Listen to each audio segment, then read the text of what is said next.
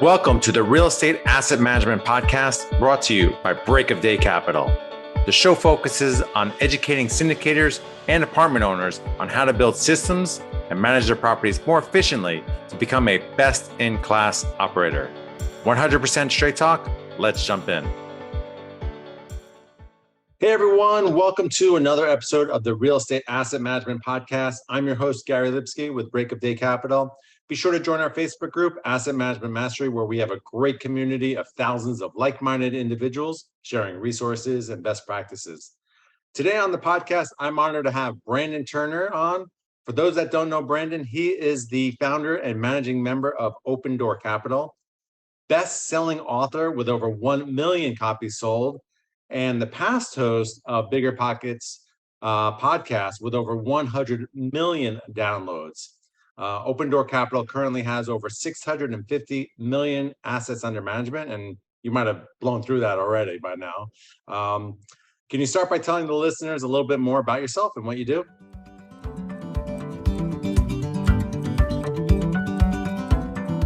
Choosing the right insurance coverage for multifamily properties isn't that complicated if you know who to talk to.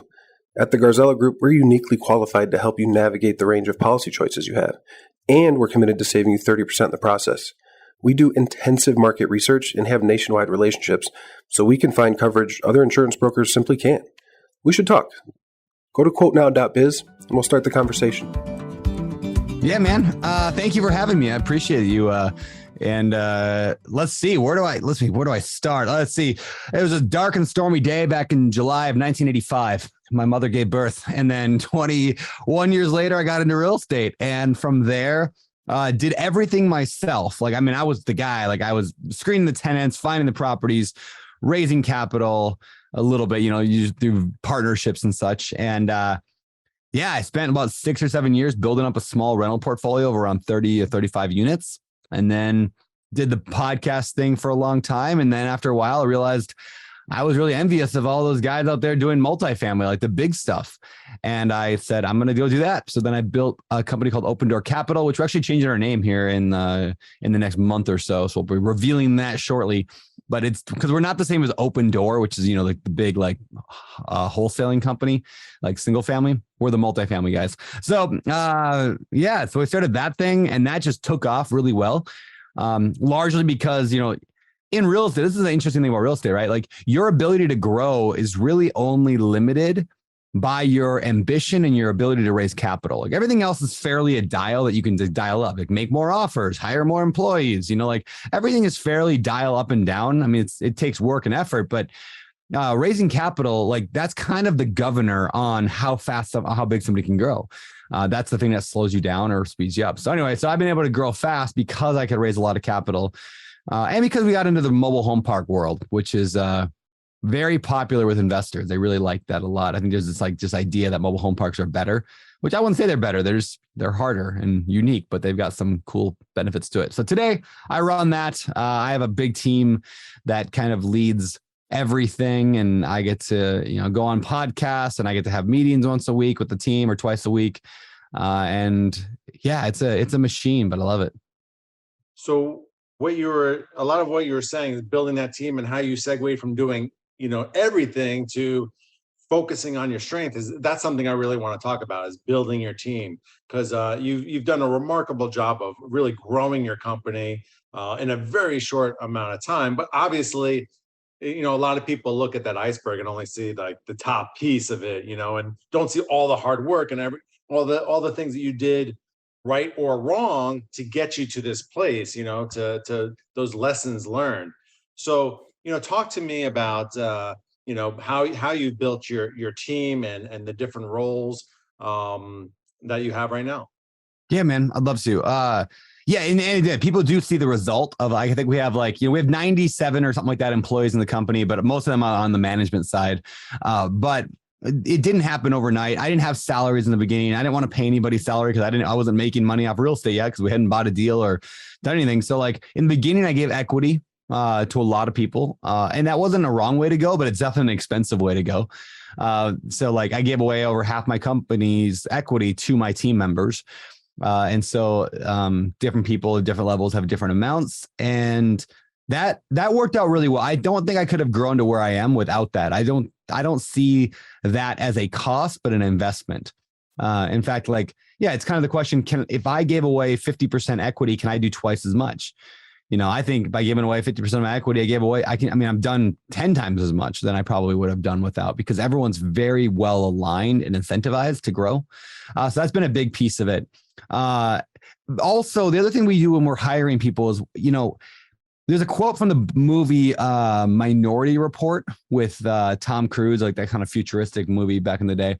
And they said in there's a character who says, in the land of the blind, the one-eyed man is king. And I bring that up because, sometimes it's easy to think, well, I can't attract the top talent out there. I can't bring in a lot of people. I'm not as experienced as Brandon. I don't have a podcast.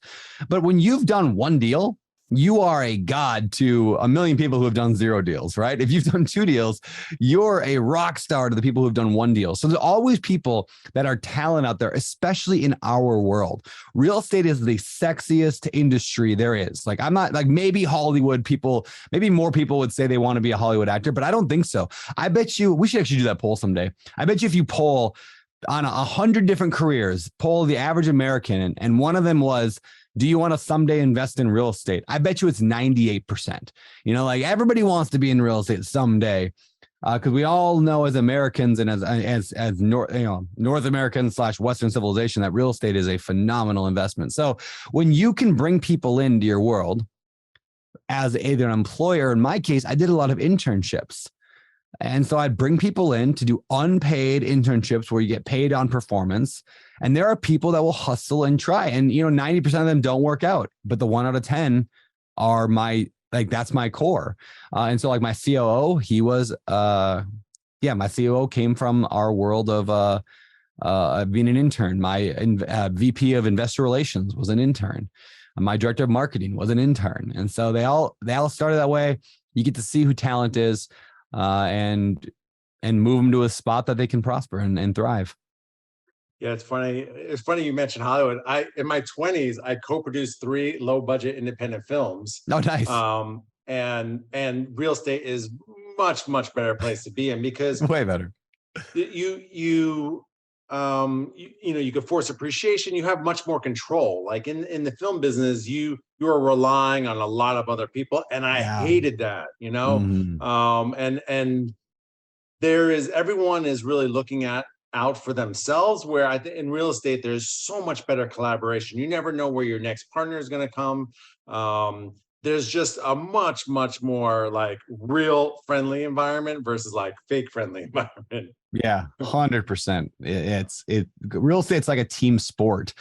And at the same time, it's not a sport in that you're not playing, like, me winning doesn't mean you're losing. You're winning doesn't mean I'm losing. So it's a sport where all the teams are kind of working together. Like I get asked the question a lot, like why would somebody why would you buy somebody else's deal? If they're selling it, clearly it's a bad deal. I'm like, no, we just buy different phases. I mean, we sell property all the time and we buy property all the time. And sometimes we just got tired of one, or we did what we wanted to do, or our loans coming through or whatever, come and do it. Like, yeah, it's very much a collaborative industry, which is a lot of fun. Yeah. I love I was just at a Rycliffe's mastermind with actually, your partner and Brian was there. Actually are there. They didn't make it this the past week, but yeah, such you never know where your next partner is going to come from, and lessons learned have been I've been able to get tons of lessons learned from my network and not having to go through the same things that they went through, which is great. Yeah, for sure. Yeah, it's been fun. Yeah, it's like playing a team sport. You're playing basketball against another team that you get to help win as well. Like how great is that? So are there certain attributes you look for in team members that, when you're hiring them, even at a lower level, at an internship level? Yeah, it's a great question. What blows my mind every time is we'll get a lot of people to apply for our positions. I have a big Instagram following, right? So like we put on Instagram, we'll get hundreds, maybe even 1,000 applicants for a job. And then we'll just ask them all like to do something like, hey, send us a 1-page PDF that explains what you would do if a tenant didn't pay their rent, something like that, right? I don't even care what they write. They just got to do it. Like, like literally 500 of the 1,000 will not complete test number one. So, they say 80% of is just showing up. It's so true. 80%, like we'll do another test with the other 500 that are left, and half of them won't fill out the second test. So like all of a sudden we're at 75% of people have already fallen away because they didn't do 2 documents. And we don't even I don't even look at the documents, whatever they submit. Maybe I'll quickly glance on them, but it doesn't matter. Did they do it? So a huge piece of it is just the continual showing up. It's one thing I look for over and over is I want to look for people who just show up in all areas of their life, who have like what you could call integrity. Like they do what they say they're going to do. And they tell themselves like they do what they tell themselves they're going to do. If they say they're going to go to the gym, do they actually go to the gym? If they say they're going to, whatever, save money, are they actually saving money? So I look for that in other areas of their life. And because I know that translates to business, because, winners win. Like, Tom Brady shows up and just works every time. Like nobody's telling him to, they're not paying him extra for it. He's just doing the work. And it's another reason why I think a lot of times our best people, they're all real estate investors, because you have to be that mentality to be a real estate investor. Like if you're going to go buy a duplex on your own, you had to educate yourself. You had to read a bunch of books. No one's paying you for that. You had to go out there and find deals, go to meetups, talk to agents, get approved, move your money around, raise money. Maybe you do all that stuff on your own with no one telling you to do it, all for the promise that someday you might win with that property. You might make some money and get closer to financial freedom. So like our best people, almost all of them, have come from being in the real estate world themselves. They're building their own wealth. And that has been one of the greatest differentiators of like between this business where I've hired and other businesses in the past that I've hired people for, is real estate investors are just generally rock stars because they have to be. They didn't get there by being lazy. Yeah, absolutely. I love what you said. 80% is showing up and then do what you say you're going to do. That's so important.